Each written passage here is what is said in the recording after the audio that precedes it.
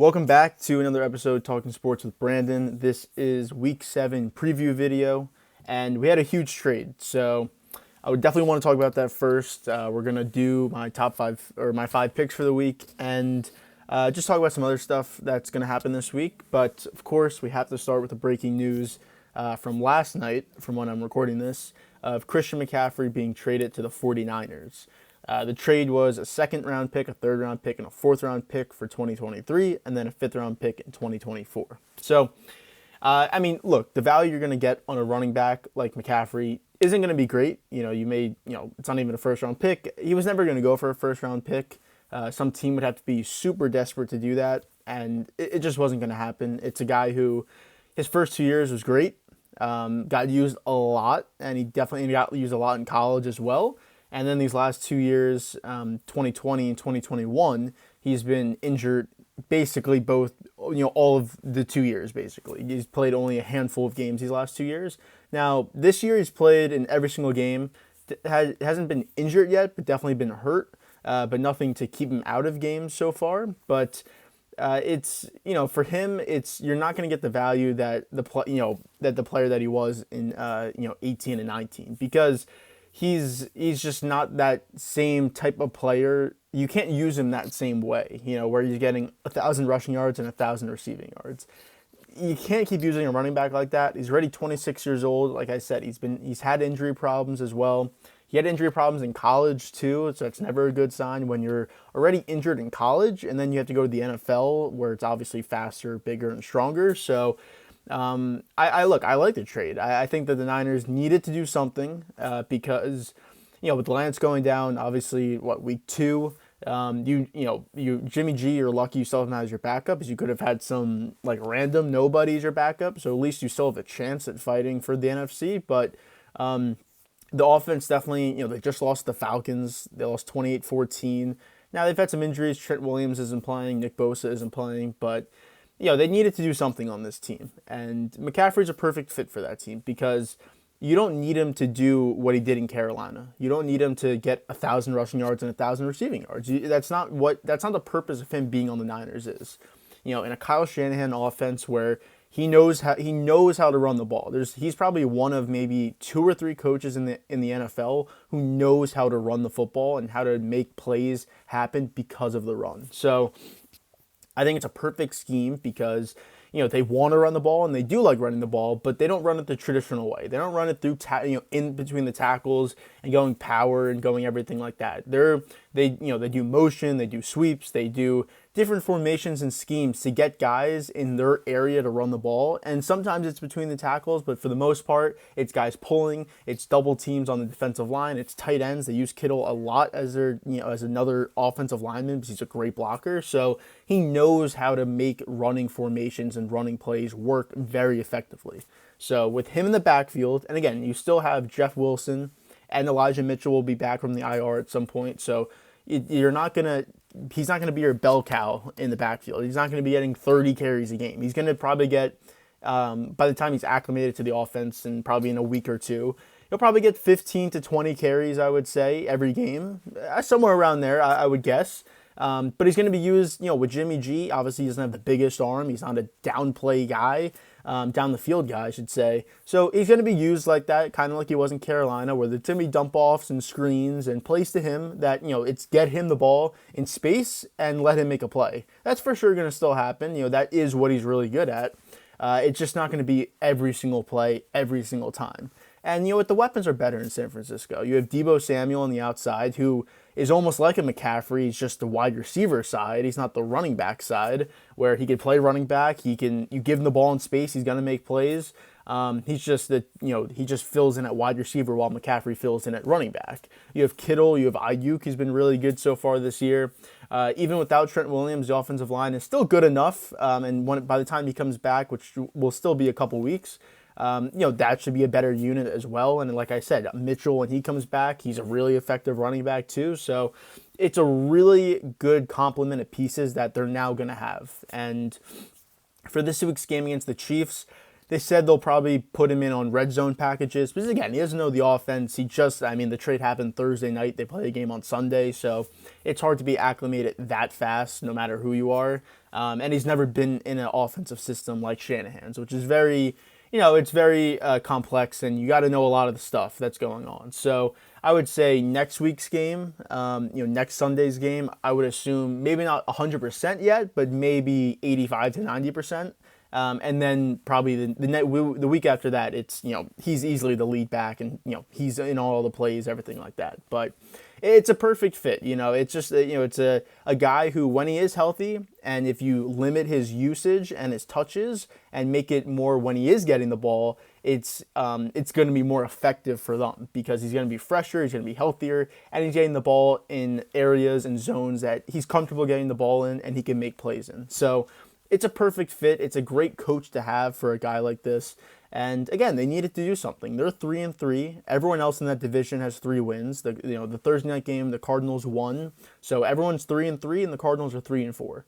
Division's wide open, and all you gotta do is win your division. You win your division to guarantee the playoffs, and they could easily win that division. With the Rams struggling a lot, the Seahawks, I didn't think they'd even be fighting this much, but Geno is obviously very impressive so far this season. They won't be a serious threat to the division, but they're still, right now, they're technically tied. But and then the Cardinals, I still don't think they're that good either. But again, they're at 3 wins too. So, this is where you gotta take that jump if you're the Niners. And again, they have a tough test this week with the Chiefs. They are home, which helps, but it's still a tough test against the Chiefs. You lose that, then you are 3-4. Then you are tied with the Cardinals. Then who knows what the Rams win or the Seahawks win. So it's I think the Rams are actually on a bye, but and the Seahawks play the Chargers. But it's just, you got to make your move now. They decided to make that move. The other team involved in this trade was the Rams. So the fact that you did not let CMC go to the Rams and you got him, that's huge, because if he's on the Rams, that's a huge, huge plus to their offense, because they have no running game. They need another playmaker on that team, and CMC would have been perfect for that team. So the fact that you guys have him now, and that he's in your offense and on your team, and you took him away from the Rams potentially, it's an even better bonus onto already, having the player that he is. So I'm excited to see what will happen, in the coming weeks when he does get more acclimated to the offense and starts playing about 100%. But even still, I think that it just opens up that offense way more. You have him, you have Samuel, you have Kittle, and you have Ayuk. Those are really good playmakers for Jimmy G. There's really no excuse for Jimmy G now. Just don't turn the ball over, and you should be good. As long as he's not making dumb decisions and doing stupid things when he has the ball, they're going to be able to score points. And the defense, when it gets healthier, and again, Trent Williams will be back, Nick Bosa will be back, that team should really start getting going in these next couple weeks. I would say these next 2 to 3 weeks, you're going to see the wheels start turning, and then they're kind of going to take off. I think they're going to win that division. I thought that before the season started when they had Lance. I still thought it when Jimmy G had to come in and start. And now with CMC, I definitely believe that. So great trade for the Panthers side. Obviously you fired Matt Rule. Everything's kind of going downhill for that team the last couple of years. They did pay McCaffrey a big extension in 2020 after his huge 2019 year. And again, he's been injured the last 2 years. You're not going to play a running back that much. Again, he's 26. We'll see what the Niners do. They probably want him for this year and the next 2 years. Like this 3-year window right here is your chance, because Lance will be back at some point next year. I don't know if he'll be ready for the start of the season. We'll see. But, you want Lance, CMC, Debo, Kittle, Ayuk. You want that core still together, because CMC, like I was saying, he's 26. He's had a lot of wear and tear on his body. If he does pile up some injuries, then that's going to be even more worrisome for them. What happens when that extension does come up, or if he does have really good years, are you really going to want to pay him like top dollar for a running back who's going to be getting to his later 20s and potential early 30s? So that's questions for later. You don't got to worry about that right now. You have him for this year, you have him for next year, and you have him for the year after that. So that's what you're looking at, and that's what you want. But it's at some point you're going to have to ask that question, but I still believe it's a great trade for them, and it's something that they needed to do. So moving on from that was the first big trade of the season so far. We'll see if there's other ones, but we'll move into my 5 picks. So Just to remind you, last week I went 2-3. So still not a great week, but not terrible. So my record's 13, 16, and 1. And for this week, we need a big week. We do. And the problem is about this week is that I really don't love the games this week. It was hard picking games. There's a couple teams on buys that were probably teams I would look to pick for, and they're on buys this week. So it's going to be tough. But we'll start with my first game. So Lions, Cowboys. Cowboys are 6.5 favorites. I'm going Cowboys. Obviously, I'm a Cowboys fan, but Dak comes back this week. You're playing a Lions team that has the worst defense by far in the NFL. They're coming off a bye week, to be fair, but still the worst defense. DeAndre Swift should be playing in this game. He missed the last couple of games because of shoulder injuries, but I believe he'll be back for this game. So that's obviously an add for Detroit, but I still think the Cowboys could win by more than 6.5. It's a touchdown. The defense is way better. They should be able to stop that offense. And I think with Dak back, they'll be able to do more things offensively and be able to move the ball a little bit more effectively and efficiently. That's really the key to it. And yeah, they're also home too, so I think that plays into the factor. But I have them 6.5. So that's my first game. Second game, and like I was saying, I was struggling with these games. But Packers, Washington. I have Washington plus 4.5. Again, it's tough because Wentz is out, so he's out for the next month or so, I would say. He basically had the same injury that Dak had, like a broken thumb. And it's going to be Heineke starting. So we've seen what he's done in the past. He's been kind of effective. He's definitely been able to kind of move that offense and at least play competitive football. And I really think that's all you need to do against Green Bay. Washington's home, so that helps. Green Bay can't move the ball offensively. Washington's defense isn't terrible. It's not good, definitely not, but they have a really good front four, and obviously the Packers want to run the ball. So if you could stop that run and force them to throw it, with Rodgers really having no connection with his receivers, the offensive line still a little banged up, still not playing as good as a unit as it probably should be or has in the past.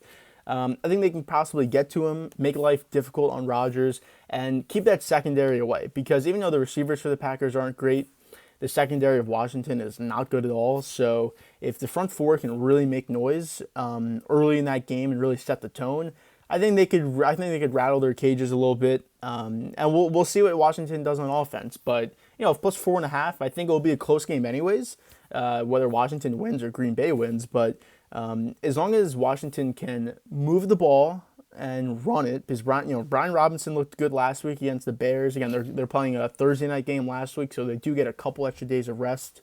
Heineke did get a full practice with the starters, so I think that helps too, because it's not like Wentz was maybe going to play and you didn't know until Friday, and then he really didn't get reps with those first teamers.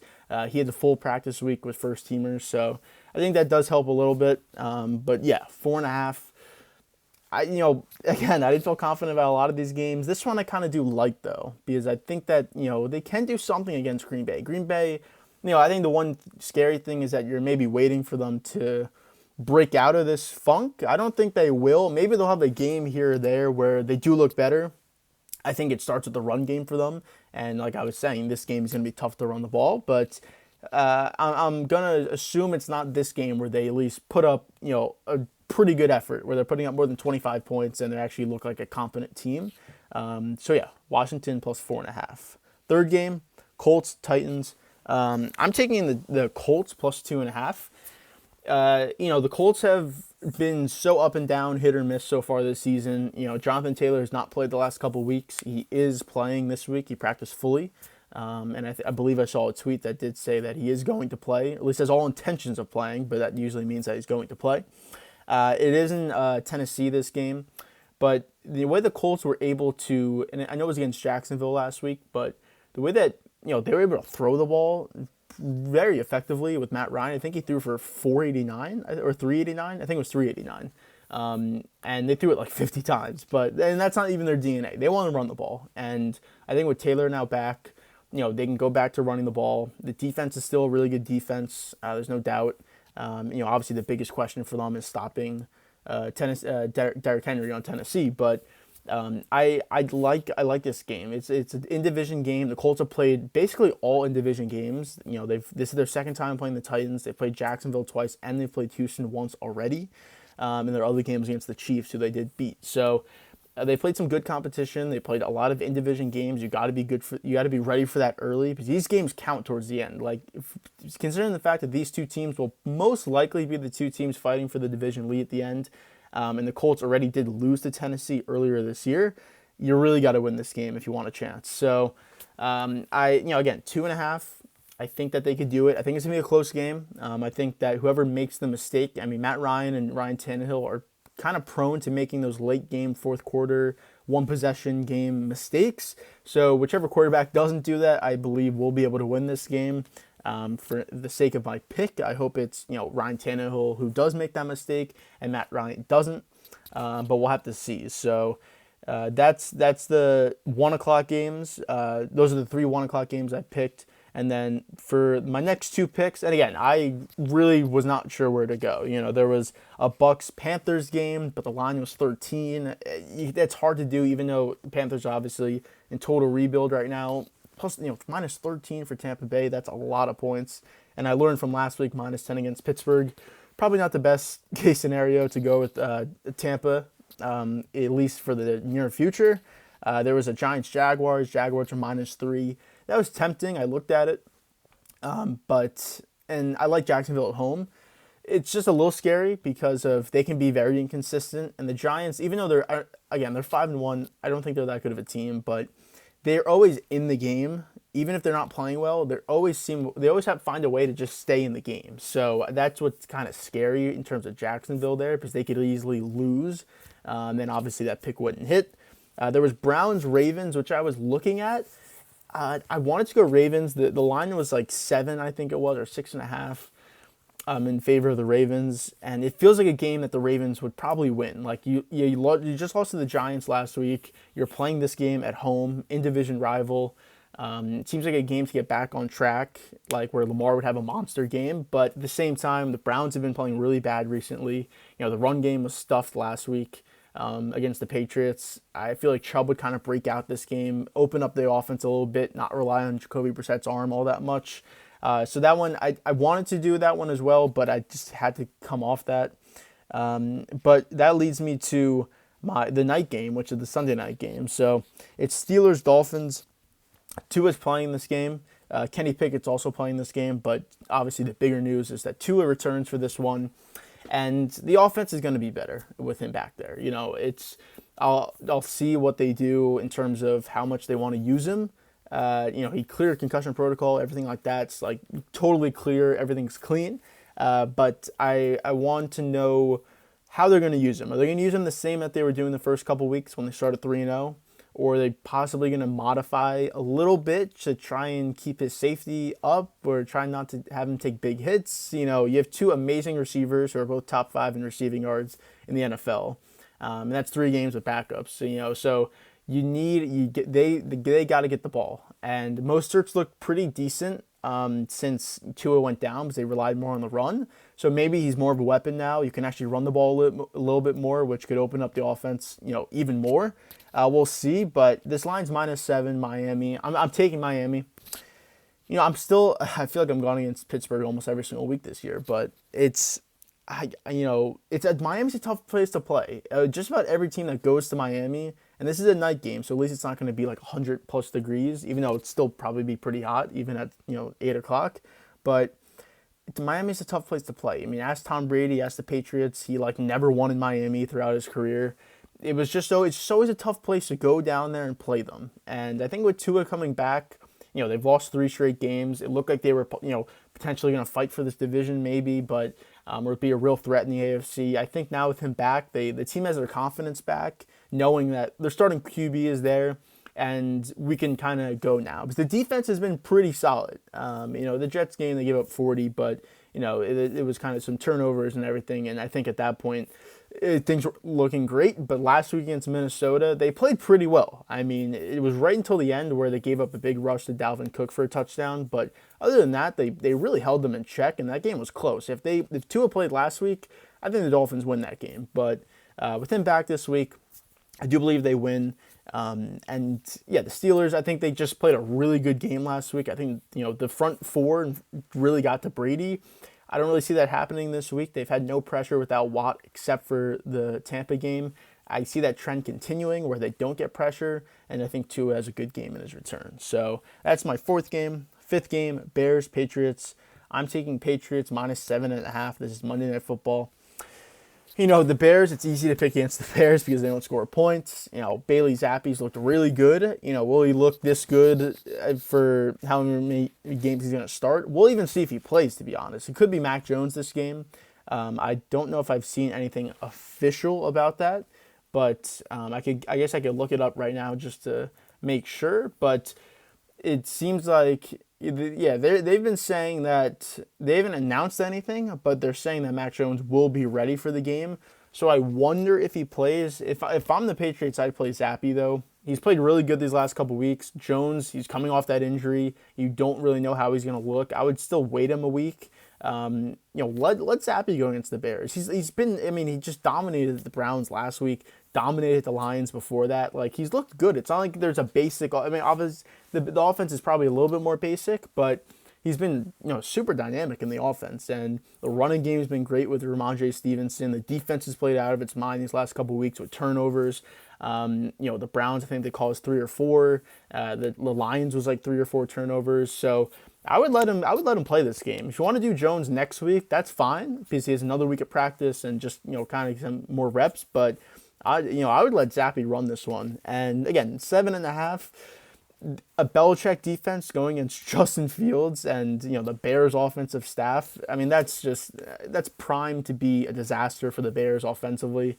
Even if their defense could possibly hold New England a little bit, I don't really see the Bears scoring more than 13 points this game, and I believe that the Patriots can score more than 20. So that's what I'm going with. Those are my 5 picks.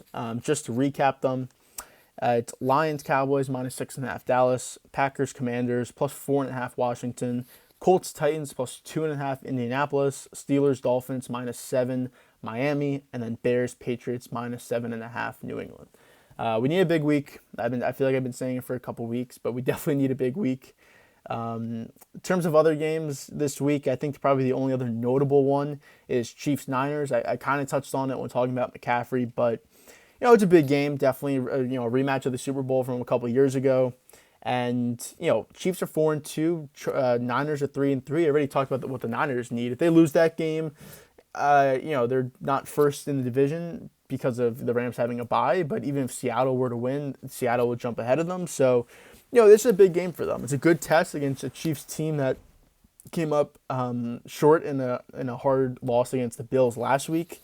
In terms of the Chiefs, though, I think that with the Chargers play the Seahawks this week, and Chiefs being 4-2, Chargers being 4-2, obviously the Chiefs have the slight advantage because they already beat them head to head. The Chiefs, they need to look a little bit better. I think they looked, obviously, the Vegas game, they were down 17-0. They came all the way back. You give them credit for that. But the Bills game, it's a little unshaky sometimes. Mahomes had 2 picks in that one. It seems like they really only rely on Kelsey, which isn't a bad thing, but at the same time, you really need some other guys to step up. Juju has some plays here and there. McCole Hardman has, a deep play here, but he's nothing huge, against the defense. MVS has really done nothing for that team. I thought he'd be more of a threat on that team, but he really hasn't done much. So they really need some production outside of Kelsey, and I think that's their problem. I think this is where they start missing Hill, because even though you think of him just as being a down-the-field guy, he really wasn't. You see him with Miami. He's leading the league in receiving yards. So he can get, you just give him the ball, he's going to make plays. And I think that's what Mahomes misses, is having the guy who, if you have a clean pocket and you have time, you can give him the ball and he's going to make a play. Or when you're scramble drill and you're rushed out of the pocket, you know that he's going to be open and Mahomes has the arm and talent and accuracy to get him the ball. So I think they're kind of missing that right now, and the running game is really nowhere to be found on this team, which has never been a strength at all on this team in the Mahomes era, but it's always been good enough to just keep you going, and at least you can do play action off that. It can at least keep a defense honest a little bit, but really now they have no rushing attack at all, so that's a problem. And against the Niners, good defense, even missing a couple of guys. I think it'll be a good game. Just to say the line in that one, the Chiefs are -2. I kind of believe that makes sense. I guess right now they're a little bit better, but especially with the injuries and C-Mac only playing probably we'll see how many snaps he plays. I think they said 10 to 15% of the snaps, but that's probably the biggest game of the week, I would say. But that's week 7. Like I said, I did my 5 picks, talked about the McCaffrey trade, big trade. We'll see if Panthers are selling other people. We'll see if other guys get traded. The trade deadline is in a couple weeks, in 2 weeks, I believe, or a week and a half. So stuff will be moving. There will be names, rumors floating out there. If trades happen, we'll talk about them. But that's it for this episode. If you didn't catch the Cowboys video that was posted yesterday, then check that one out. And I'll see you in the recap video of week 7, where we'll go over our picks and we'll talk about the games that happened and anything else. So thank you for watching, and I'll see you next week.